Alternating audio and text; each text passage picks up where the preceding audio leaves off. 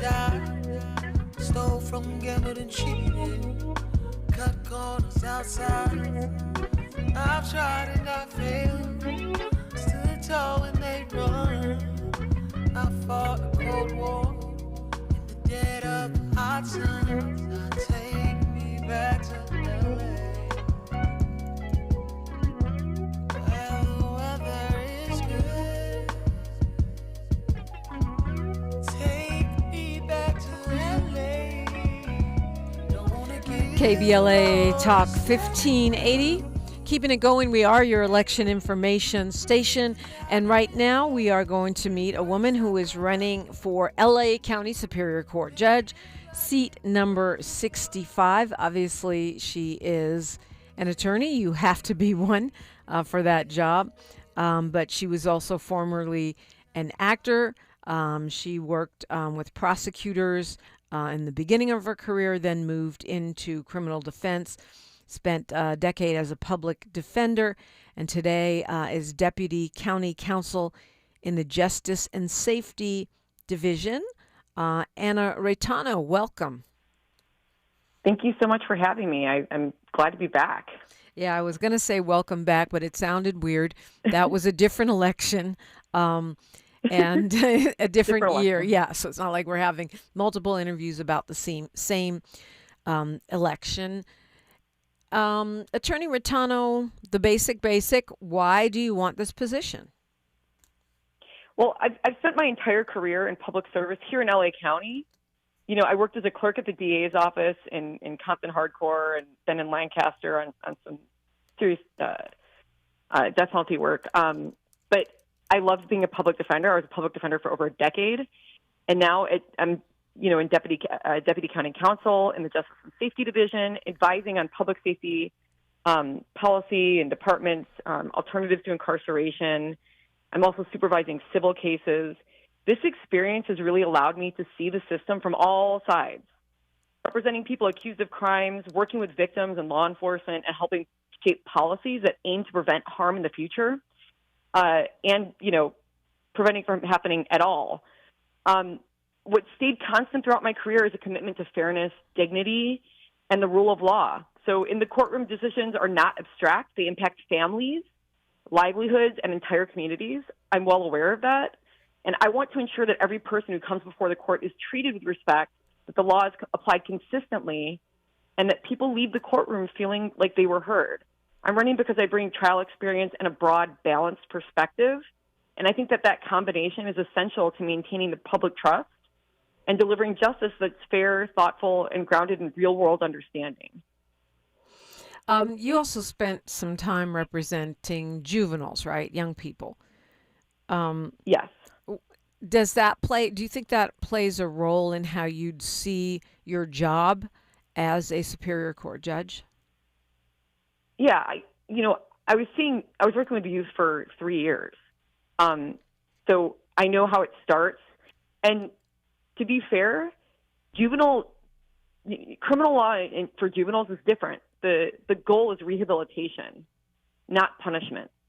So I've seen how it works when we focus on trying to invest in people. And it's not perfect, even in juvenile right now. It's not perfect, but it's getting better. And so I think that model is the future for LA County. There's a lot of programs coming out. I'm well aware of them because I'm seeing it. I'm seeing that the Board of Supervisors is investing in people. They want to invest in communities. They want to invest in people that, might be kind of on the fringes. I think in 10 years, we're going to have amazing programs. It's going to be a completely different city. So, and investing in communities really does help. Rehabilitation does work if you do it right. Yeah, I'm assuming you're kind of referring to LA County's Care First model. Yes. Talk a little bit about that, more about that. Go a little deeper on restorative justice. Well, there's several departments that are focused on that right now. So there's Justice Care and Opportunities Department, which is, I think it's mainly working with people that are involved in the system already now, but mostly adults, right? And then there's DYD, which is the Department of Youth Development. And then there's the jail closure implementation team. So they're trying to figure out how to bring down the numbers in the jails. And the way you do that is through services. It's through support. It's through creating stability for people. All these departments have the same idea, though. It's that you're giving people what they need so they're not falling through the cracks and reoffending. And, I think that it's new. It's still relatively new, but they're getting there. And I'm actually really optimistic. I think people are going to look to LA County and say, how do we do that? So I think it's good. We're on the right track, And as a judge, you need to be aware of what's out there. You need to be aware of the infrastructure so you can utilize it, right? So if you're aware of programs, if there's a new program, let's say that comes out in the next 6 months, you should tour the facility, find out who it would be good for. So when you get the option to use one of those, you know what you're sending people to. You know what you're using. You've been, you've worked on the prosecutor side and on the, public defender side. Some people, I feel like a lot of lawyers that I talk to, they knew right away, this is my life's purpose. I'm going to be a public defender, or I'm going to be a prosecutor for the following reasons. How did you see, or how do you see your life's purpose as an attorney? I wanted to help people. I always wanted to help people, and I think that you can help people in all these different ways. So I clerked at the DA's office, but I saw inequities as far as defense goes. I saw some great public defenders, but I also saw some private attorneys that had a lot lacking, and I knew I wanted to do defense. I knew I wanted to be, I wanted to give people that needed it an attorney for free that was better than any private attorney. And so when I became a public defender, it really was a dream.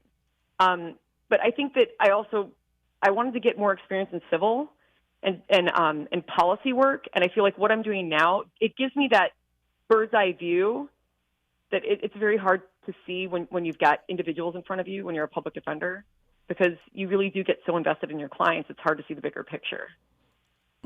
Yeah. What is your vision? Like, what would you like to bring to the bench? That's your why. I want to bring fairness. I mean, I really do want to bring a deep understanding of the big picture and apply that to individuals. So, judges don't have to be aware of what's going on in county departments. They don't have to tour the facilities. They don't have to know what's coming down the pipeline, as far as future programs, but they can, and some do. Some do actually make the effort to learn, and I want to be one of those judges. I want to constantly be learning. I want to constantly be adapting to changes in the law to better serve our communities, and I think that that's what judges should be doing. So I'm looking forward to giving more back to our community in that way. I want to keep moving forward. You have an interesting group of endorsements. Want to talk about that a little bit? Yeah, I just got endorsed by the Democratic Party of the San Fernando Valley. I'm really proud of Stonewall and the National Women's Political Caucus. We need more women in positions like this, in office generally, but women are underrepresented on the bench.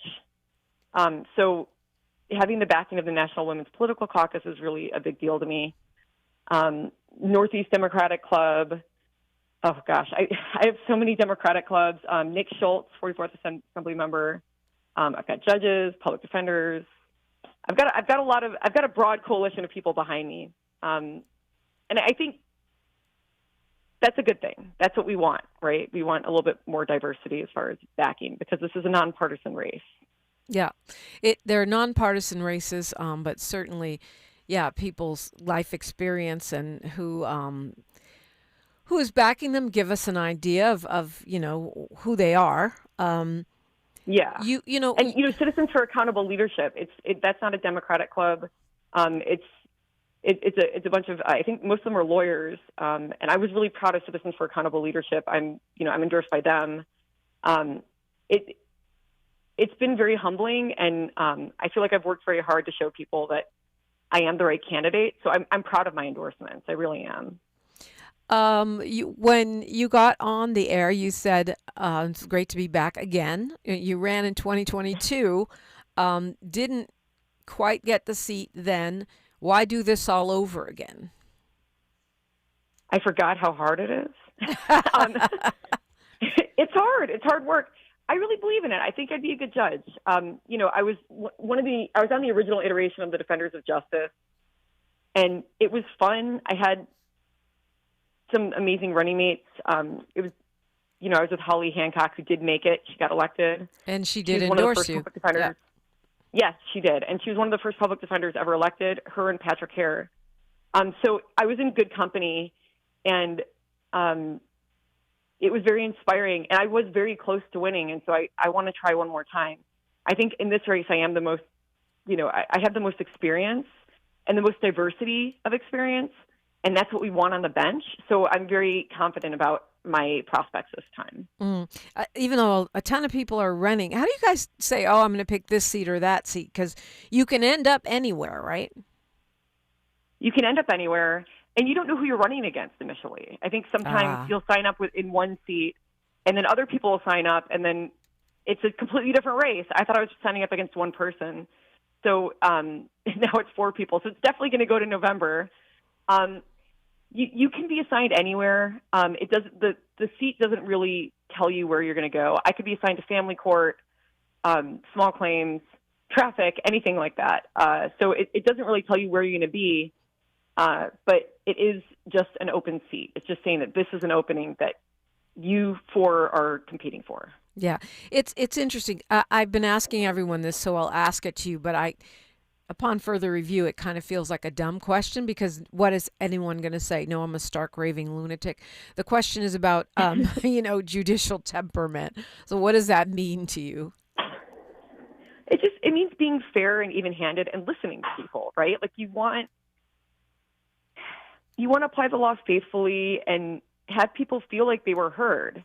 So as far as my temperament goes, I just want to have an even keel and set the temperature at a nice, easy 72 degrees, Yeah. I mean, that's the best way to describe it is I want to be the 72-degree judge emotionally. Yeah, not too hot, not too cold. Not too hot, not too cold. I want to be a good temperature just for everyone. Yeah, you're also a mom, right? Yes, I have. I was pregnant when I ran last time. I did not know that. Yeah, I found out I was pregnant 2 days before I won the primary. So I was very pregnant towards the end. And that's why I didn't run in 2024. I was still spending time with my baby. But he's 3 now, and I'm ready to go again. I've also got a 14-year-old and a 12-year-old. Wow. So I'm busy, but if you want to get something done, you ask a busy person, right? That's very true. Most moms will tell you that.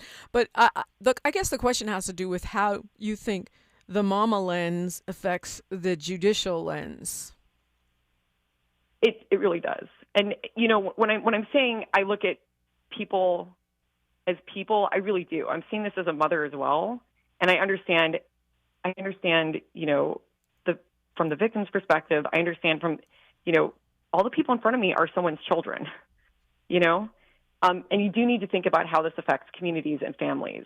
So whenever you're making decisions, you need to think about all these different factors. And as moms, I think that's just what we do. We just do have a little bit more empathy.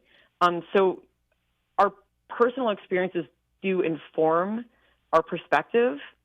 I also have a family member who's justice involved and mentally ill. And so I understand from the family's perspectives as well, not just as a mom, but as someone who's sat there wondering if your family member is going to get help or if they're going to get in trouble, Yeah. So I do carry that with me. And I think it makes me more empathetic, which is not a bad thing. That's very valuable.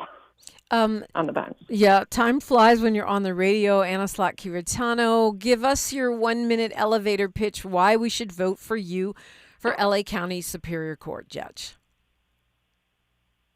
I bring more than just professional experience. I bring perspective.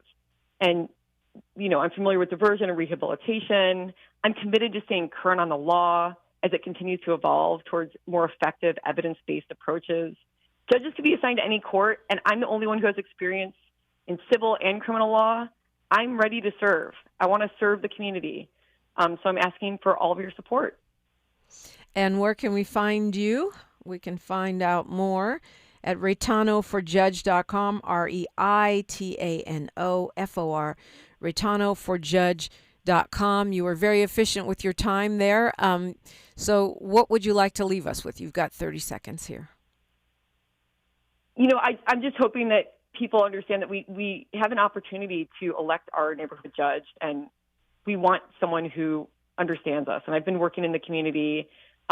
I believe in public service, and I really do want to continue to serve people because I live here and I am invested as much as everyone else is. So I really do look forward to serving our community. Well, Anna Ratano, thank you again for coming back and sharing your journey as she runs for Judge, LA County Superior Court Judge, seat number 65. When we come forward, we'll be hearing from another person who is seeking that seat, another attorney seeking that seat. Samuel Krauss joins us when we come forward on KBLA Talk 1580. She's reclaiming her time on KBLA Talk 1580. More First Things First with Dominic DePrima when we come forward. Are you drowning in IRS tax debt? Angela was. She called Civic Tax Relief and saved over $80,000. Felicia was having health problems, got behind on her taxes, interest and penalties were adding up. She called Civic Tax Relief and saved over $15,000. Civic Tax Relief is a professional tax negotiation firm that can protect you from the IRS. If you're getting collection letters, call Civic Tax Relief for a free consultation. They will go to work helping you discover all the relief programs you may qualify for free. James owed the IRS $37,000. Civic Tax Relief represented him against the IRS, and by the time everything was completed, he did not owe the IRS anything. If you are in trouble with the IRS, call Civic Tax Relief for your free consultation now. 800-200-2257. 800-200-2257. Get a free consultation and real tax relief. Call 800-200-2257. 800-200-2257. The joint will be jumping. Ebony Repertory Theater, in association with Big Street Films, brings you one of the most beloved musicals of all time. Tony Award winner, Ain't Misbehavin'. The soulful, swinging celebration of the music of Fats Waller. From the rollicking to the romantic, this show is pure magic, full of the songs that defined an era and the voices that'll make you forget everything else for a night. Foot-stomping, heart-stirring, unforgettable. Don't miss Ain't Misbehavin' at the Nate Holden Performing Arts Center, starring Lettucey, directed by Ren T. Brown. This is the night out you've been waiting for. Tickets are going fast, so don't wait. Grab yours now at ebonyrep.org or call the box office today at 323-964-9766. Ebony Repertory Theater, bringing the culture, keeping the legacy alive. Ain't Misbehavin' runs May 21st through June 8th at the Nate Holden Performing Arts Center. Get your tickets now.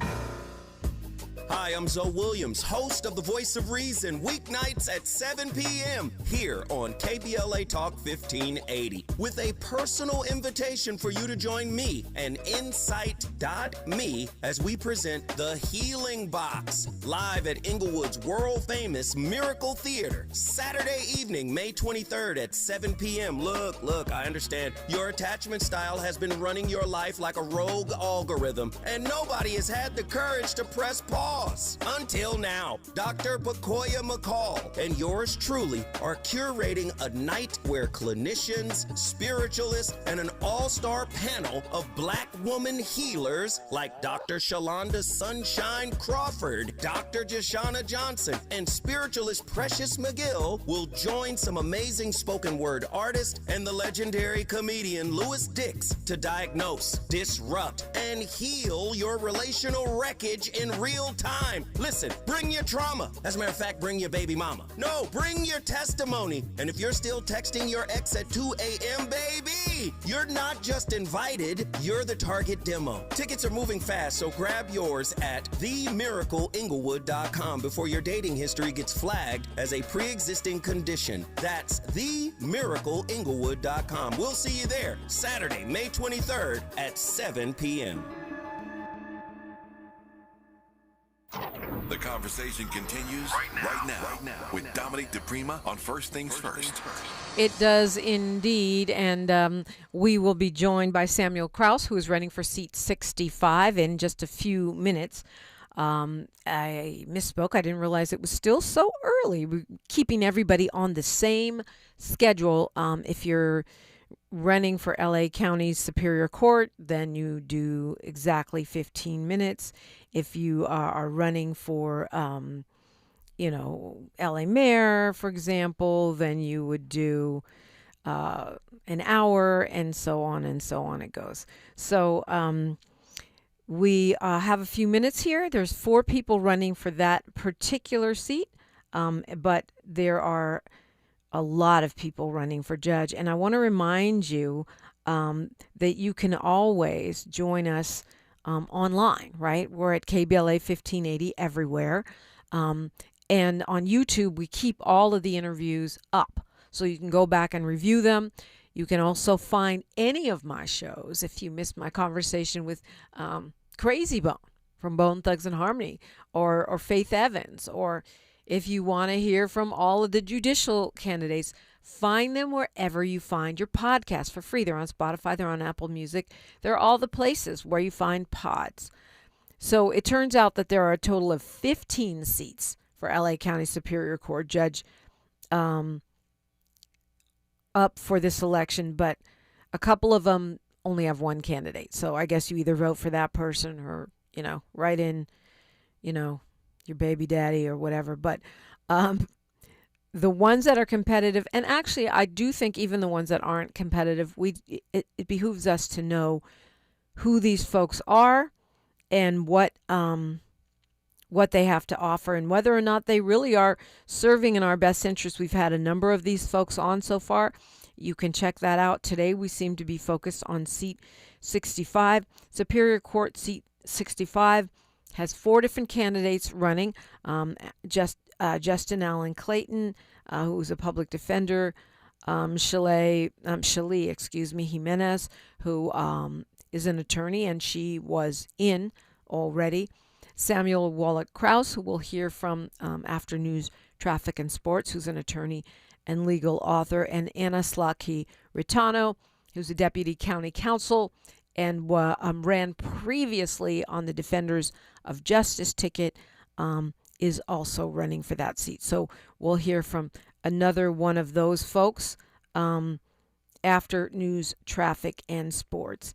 And hopefully you're keeping track. But if you're not, like I said, they're all up on our YouTube channel. You can also hop in the chat at KBLA 1580. That's where the delegation is, and that is where they are constantly having very informative conversations. Ballots are here, right? So people are going to start voting. But I don't want you to wait until it's too late, because we want to make sure the ballots arrive by Election Day to ensure that they are counted, not mailed on Election Day. But I do also want to make sure we know what we're talking about. No eeny, meeny, miny, mo for judge, for governor, for mayor.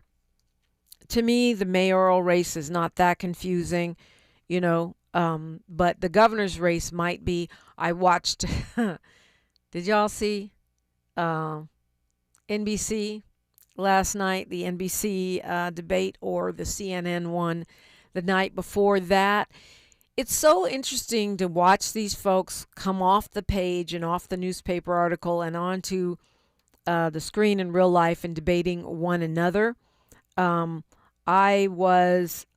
been very surprised at how combative these debates are. I mean, they're really going at each other. I do think, as Ida Shuri said, if you're part of the KBLA delegation and you really are used to reading between the headlines, you're used to being media literate, you can see the bias in the questioning, and the fact that, for example, and I love Caitlin Collins, but when she did the follow-up question with Sheriff Chad Bianco, where he said he was proud to be an oath keeper, and she asked him, to be clear, are you saying you're proud to take your oath of office, or you're proud of the organization? He said, oath of office. She gave him an out path. And then she said, to be clear, are you still a member of that organization? And he said, no. But the journalistically thorough question would have been, to be clear, do you still believe in the philosophy of that organization? Because that you let him off on a technicality. He could say, no, I'm no longer a member. No, I no longer am a member of the KKK, but I'm still proudly affiliated. You see where I'm going there? And who you decide to pin down and who you decide to give a pass, well, that speaks volumes. All right, we'll be hearing from Superior Court Judge candidate when we come forward after news, traffic, and sports on KBLA Talk 1580. A safe place to go loud. A great place for progressive politics. KBLA Talk 1580. I'm Bree Wood with BIN News Now. Speaking at a cryptocurrency panel in Miami, Senator Rick Scott pushed the Clarity Act, which would ban a central bank digital currency. They'll use it to hurt you. Eventually, if they want to, they just say, we took all your money. Scott criticized rising housing and healthcare costs and renewed his no budget, no pay proposal, saying lawmakers shouldn't get paid if Congress fails to fund the government on time. Black Los Angeles Mayor Karen Bass is being sued by the city's firefighter union leader. Freddie Escobar claims the mayor retaliated against him for criticizing fire resources during the Palisades fire. He accused the mayor of organizing a smear campaign. And Kanye West took the stand in a Los Angeles copyright trial. He's accused of using an unauthorized sample in an early version of Hurricane. The producers suing say he owes more than $560,000, a claim West disputes. Get BIN News Now on demand 24/7 on the iHeartRadio app. Got issues with youth or high school sports? Positive Coaching Alliance can help. PCA, a national nonprofit, offers more than 1,000 free online resources for youth and high school sports coaches, parents, students, and administrators. Visit PCADevZone.org. This is the KBLA Sports Minute with Ray Richardson. Now that the Lakers know Luka Doncic will not play in the series against Oklahoma City, it's more important than ever for players other than LeBron to step up and make an impact. In Game 2 tonight, the Lakers cannot afford another performance where LeBron is the only player producing. Austin Reeves, Marcus Smart, and Luke Kennard missed a combined 27 shots in Game 1, and 4 players on the bench, Jared Vanderbilt, Luke Kennard, Jake LaRavia, and Jackson Hayes, combined for only 15 points. Hayes and DeAndre Ayton also have to do a much better job in defending OKC center Chet Holmgren. Holmgren led OKC with 24 points and 12 rebounds and made both of his three-pointers. A game like this, with the Lakers down 0-1 in the best of 7, will give strong indications on whether Lakers coach J.J. Redick can make the right adjustments and get more out of his players than he did in Game 1. No debates, no speculation, just the info you need. That's your KBLA Sports Minute. I'm Ray Richardson on KBLA Talk 1580. In a world full of noise, one station keeps it real. KBLA Talk 1580, where the conversation goes deeper, the voices sound like yours, and the issues that matter most to our community take center stage. Progressive, powerful, unapologetically us. Whether you're driving through this city or tuning in from your home or office, join the public square. KBLA Talk 1580, your home for talk that enlightens, encourages, and empowers. Listen live on our free KBLA 1580 app, on our website at KBLA1580.com, or on your radio dial at 1580 AM. Unapologetically progressive.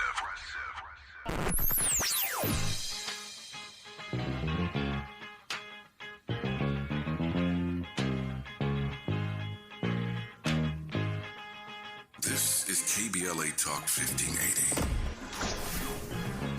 Talk radio. That's music to your ears.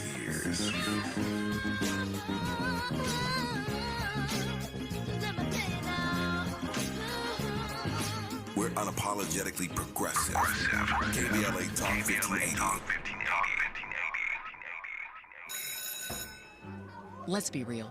For too long, too many of our students have sat in overcrowded classrooms in underfunded public schools. But as head of the San Diego School Board, Richard Barrera changed that.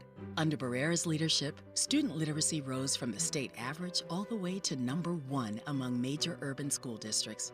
Barrera led the way for smaller classrooms and for teachers to be paid what they're worth. Barrera funded more counselors and mental health services, and community schools that teach real-world skills for future jobs. A community organizer who became an education leader to fight for our kids.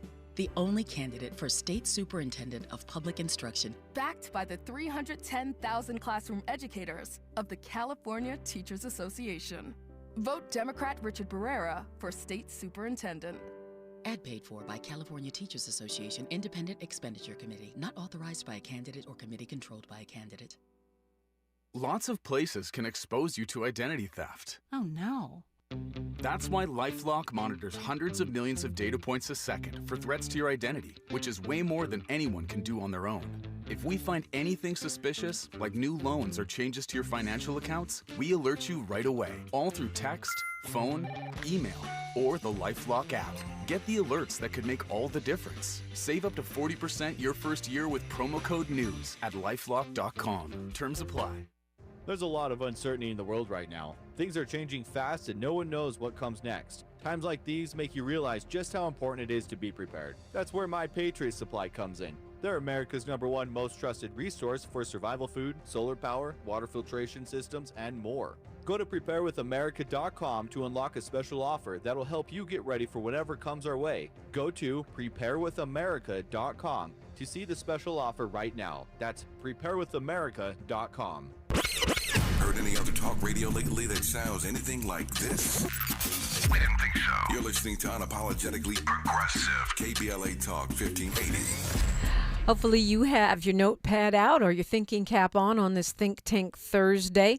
We are your election information station, and we're keeping it going with more information this morning about the LA County Superior Court judge races. In this case, it is seat 65, and we're being joined by a candidate for office. He is a partner at ERISA, at the ERISA Employee Benefits and Executive Compensation Group at Hall Benefits Law. He has nearly 3 decades of legal experience at elite national firms Skadden Arps, Hogan and Hartson, and Cromwell and Mooring. We are talking right now with Samuel Krauss. Good morning and welcome. Good morning. How are you today? I'm blessed. How are you doing? I woke up on this side of the grass. I counted a good day. Indeed. So why are you seeking this seat, seat 65, or any seat on the Superior Court bench?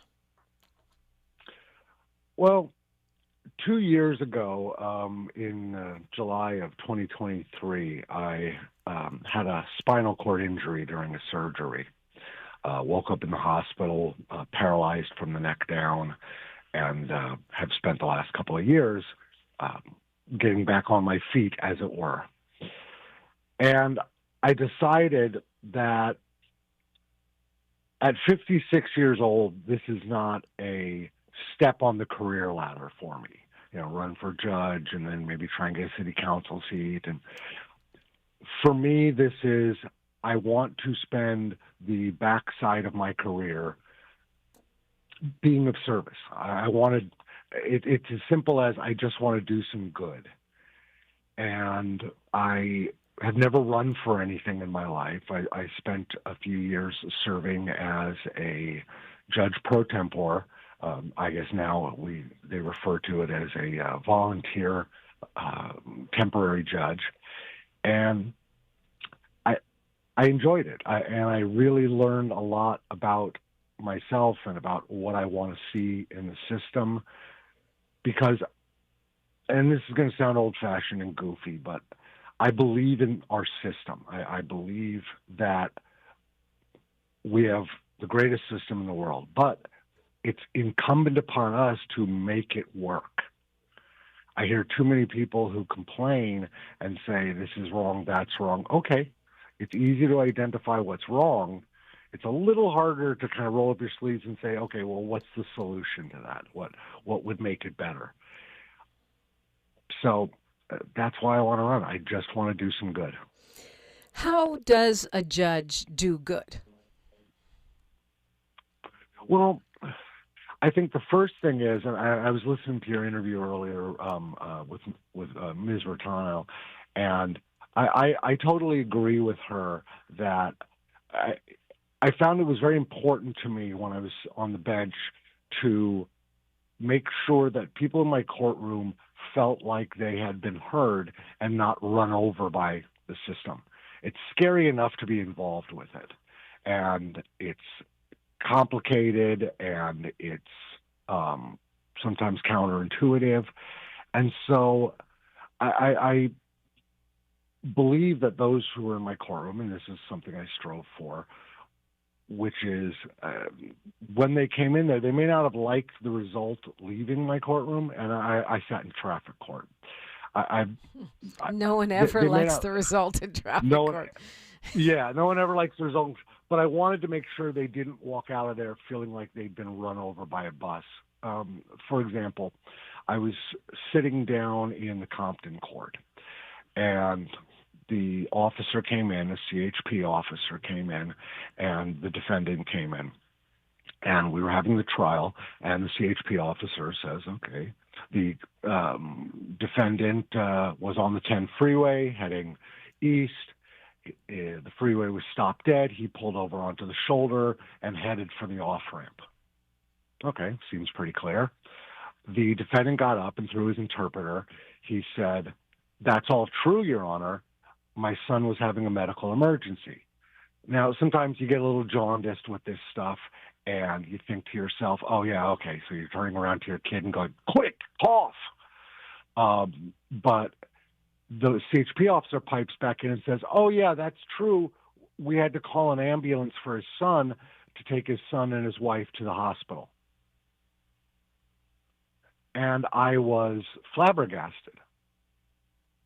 And I said to the officer, first of all, officer, you're wrong on the law.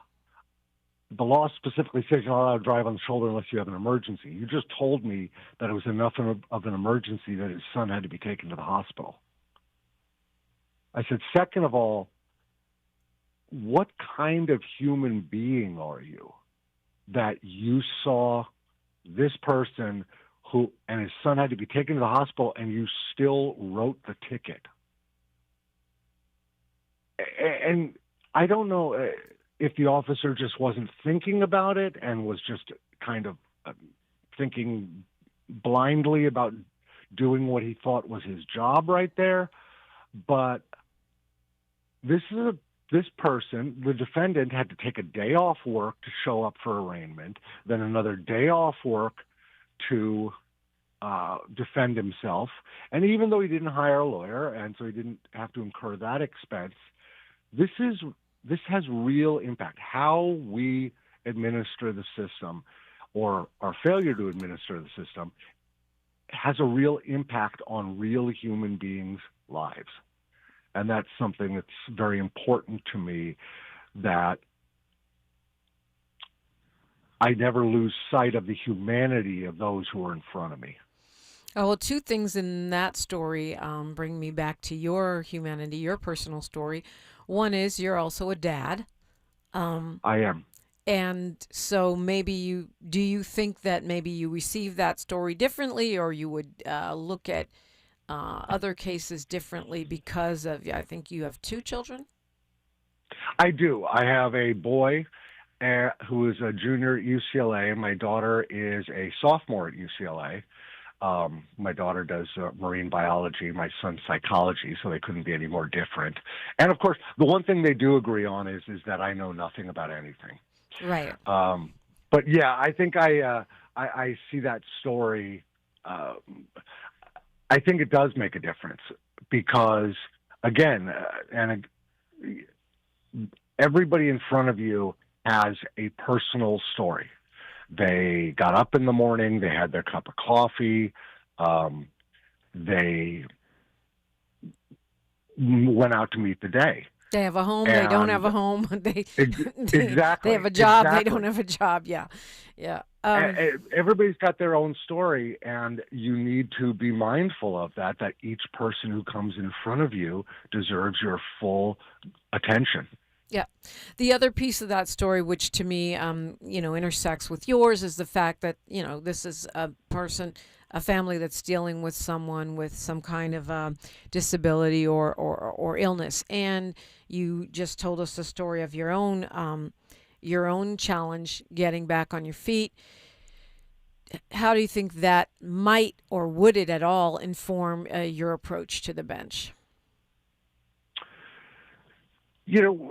I think there's a lot of great perspectives on the bench now, and it's funny. Somebody said to me, did you check into the people who are running against you? I said, yeah, they all seem like great people. I'd vote for any of them.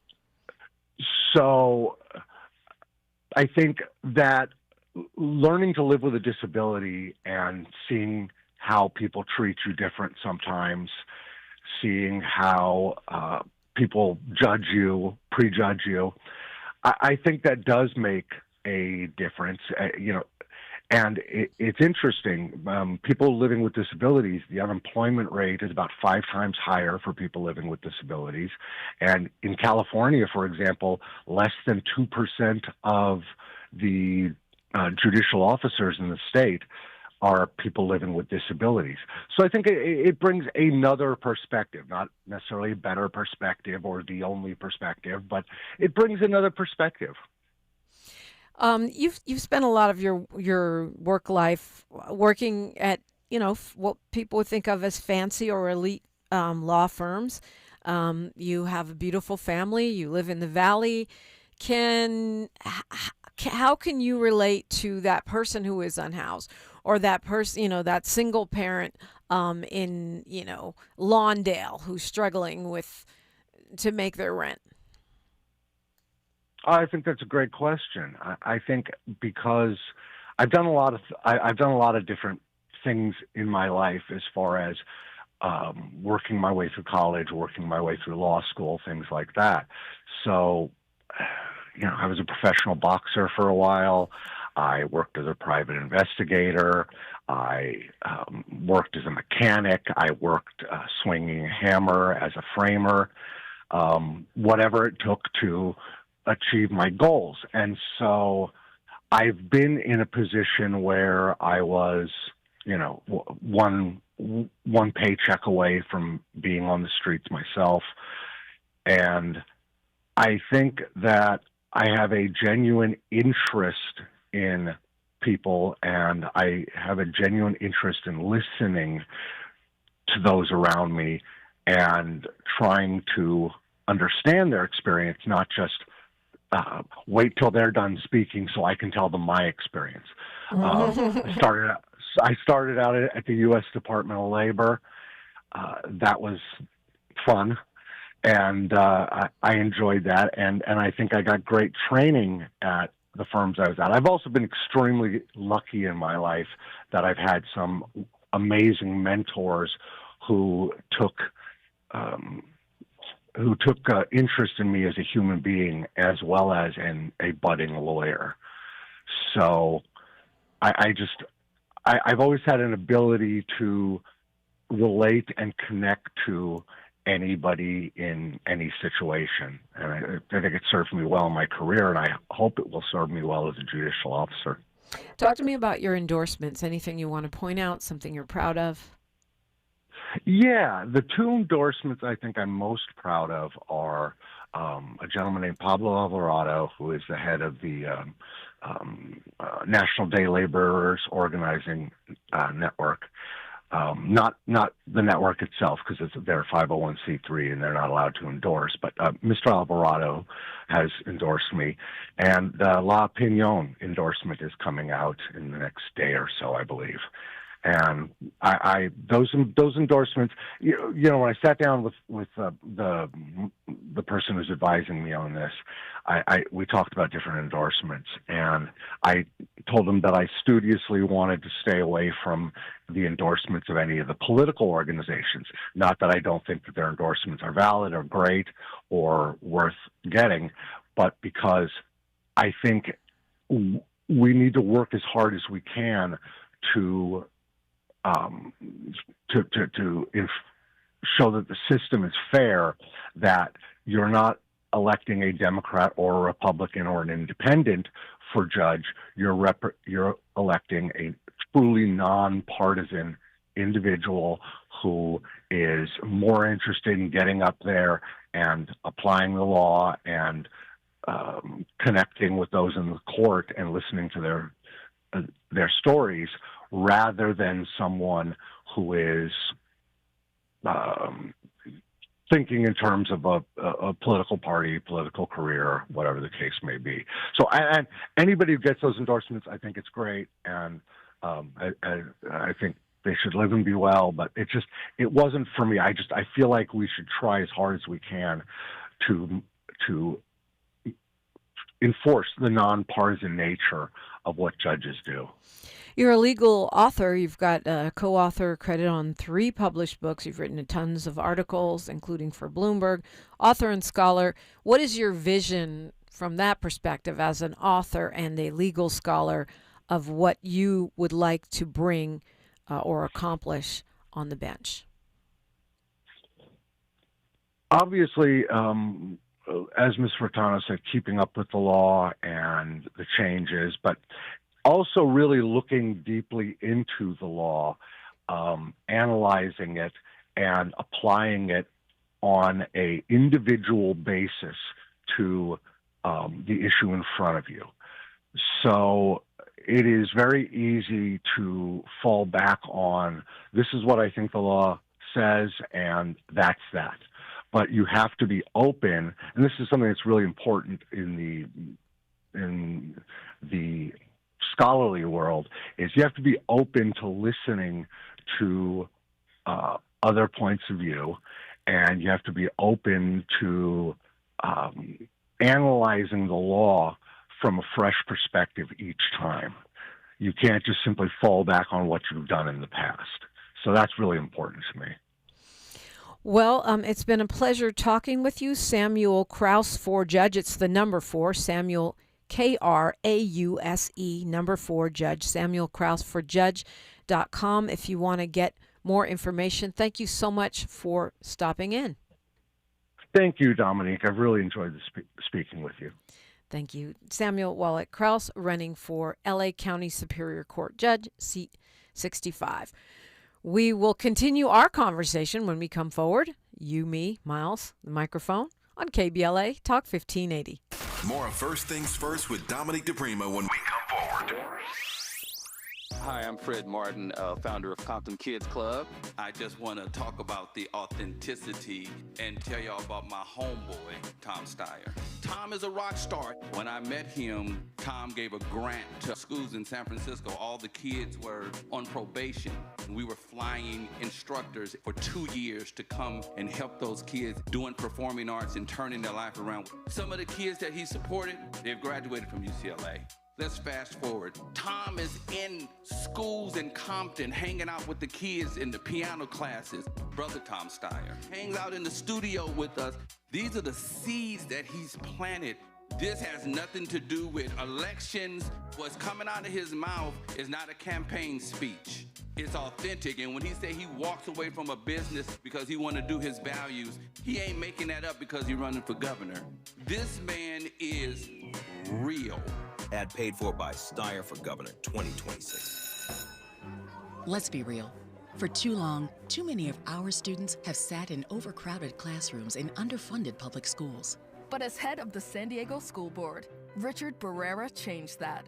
Under Barrera's leadership, student literacy rose from the state average all the way to number 1 among major urban school districts.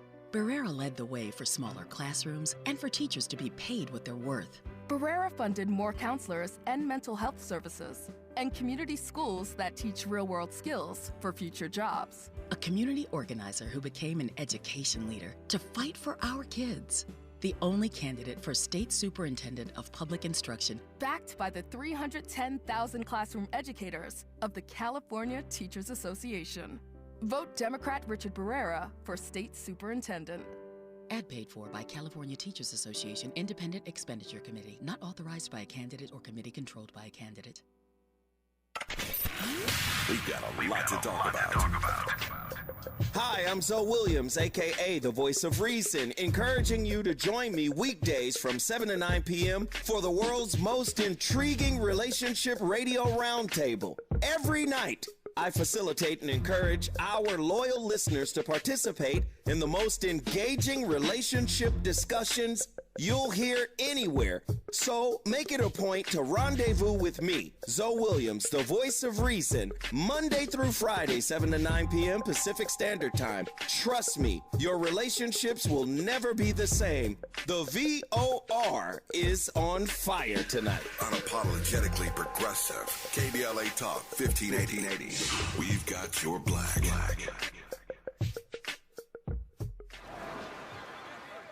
Hear that? That's the sound of your life.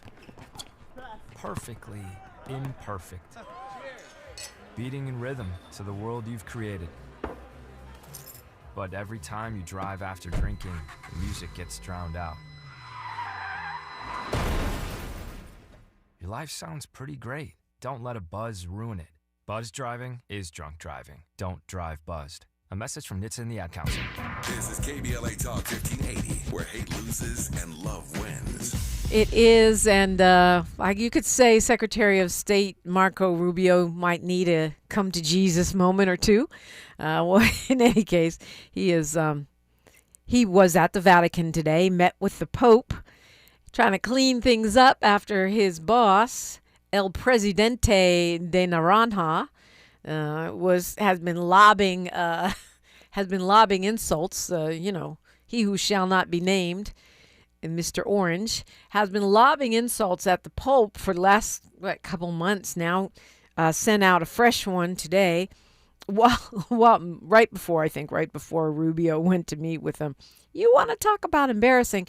And I think this is probably very interesting. Oh, interesting is not the right word. Very torturous for Marco Rubio, because he's a practicing Catholic. You don't get any higher than the Pope, other than, Almighty God. In this world. He has to go shake hands with the Pope while his boss is steady insulting him. Apparently they talked about peace. That's what the Vatican said. Particular attention, I'm quoting, with particular attention to countries marked by war, political tensions, and the difficult humanitarian situations, as well as the need to work tirelessly in favor of peace, something Marco Rubio is doing not at all. But I'm glad that Pope Leo is kind of, taking the time to meet with him, hold his feet to the fire, so to speak. Well, maybe try to save his feet from the fire. I'm not really sure which it is. But I'm glad that they have this meeting. One of the main reasons is because maybe some kind of way you could have a little influence on Mr. Rubio. Prayers up for Mississippi. They're having some very crazy weather, storms. And, here we go again. There are tornadoes there. It's already 500 homes that are damaged in those storms, multiple tornadoes. Now they're saying over 1,000 buildings damaged, but 500 severely damaged. So, prayers up for Mississippi. While we're sending prayers up, let's send some up to our dear friend, the chairwoman of the chat room, Ms. Molly Bell, who had to do a scheduled medical procedure. We love her so much. In case you're wondering why she's not in the YouTube chat this morning, that is why.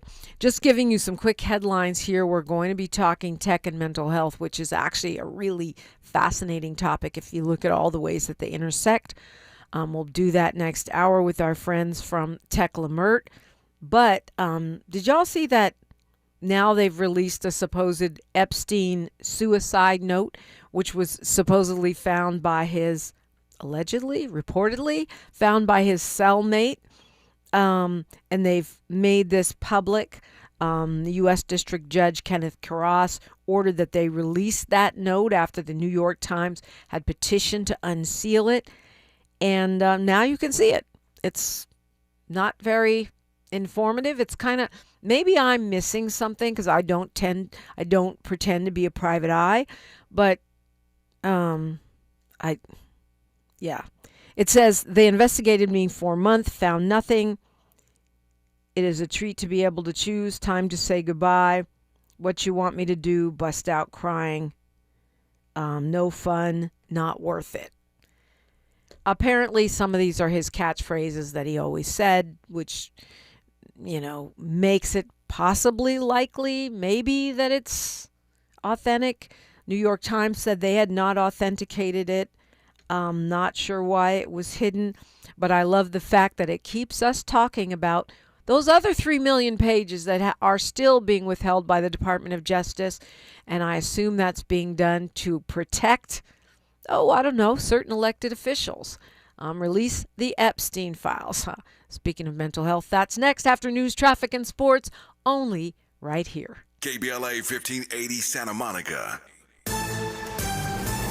I'm Bree Wood with BIN News Now. Speaking at a cryptocurrency panel in Miami, Senator Rick Scott pushed the Clarity Act, which would ban a central bank digital currency. They'll use it to hurt you. Eventually, if they want to, they just say, we took all your money. Scott criticized rising housing and healthcare costs and renewed his no budget, no pay proposal, saying lawmakers shouldn't get paid if Congress fails to fund the government on time.